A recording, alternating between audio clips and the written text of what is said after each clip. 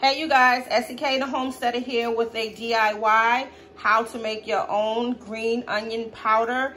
You guys, it's the same concept, the same method.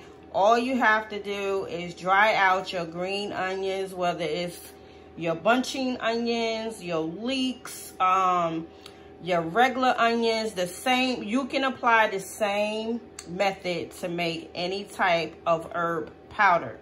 So I've been harvesting my green onions, and this is actually one of my first batches. I am on my second batch, which was a lot of green onions, and they are in my dehydrator right now, my Presto dehydrator.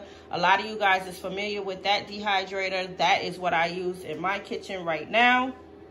And you want to dehydrate, whether you're doing your onions, your red onions, your white onions. You can also do your garlic. You could do your bell peppers as well. I'm sure I'm going to be doing a lot of dehydrating this season because I am growing lots and lots of peppers.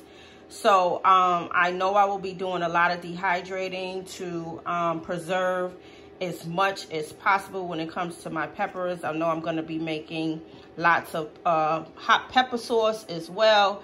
So if you guys want to do this, it's very easy. Dehydrate your onions, check your book on your timing.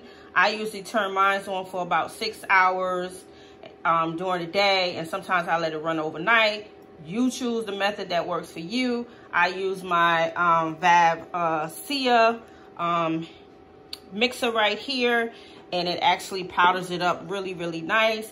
So I am pleased with the way this mixer works. I also have used my my blender as well to do this with my onions. I did do onions already, and I look forward to doing more onions, like regular onions, like white onions and red onions. So this is just a little clip of what I'm doing today. And my dehydrator right now is running. You probably hear it in the background. It's running. So I will probably let this run probably till about 8, 9 o'clock. Then I probably will turn it on again in the morning. But I will check, because a lot of times the green onions, they dry out pretty fast, depending on how thick they are. If you're dealing with leeks, you might have to go a little bit longer, but you'll know how to time it. You will know when it is completely dried out. And again, I love the way this turned out. Oh, I'm not going to go there with you guys. But but it turned out really good. I look forward to using this in my dishes and seasoning and my meats and my stews and things of that nature. Y'all already know what my kitchen is smelling like right now. The whole house is smelling like onions.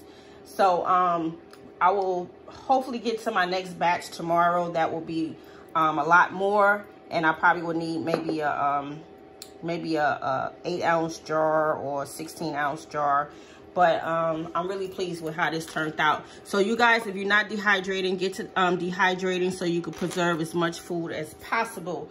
All right, you guys, SEK the Homesteader. I will see you guys on the next video. Thank you for tuning in. Make sure you thumbs up, like, subscribe, hit the notification button, and share. Peace.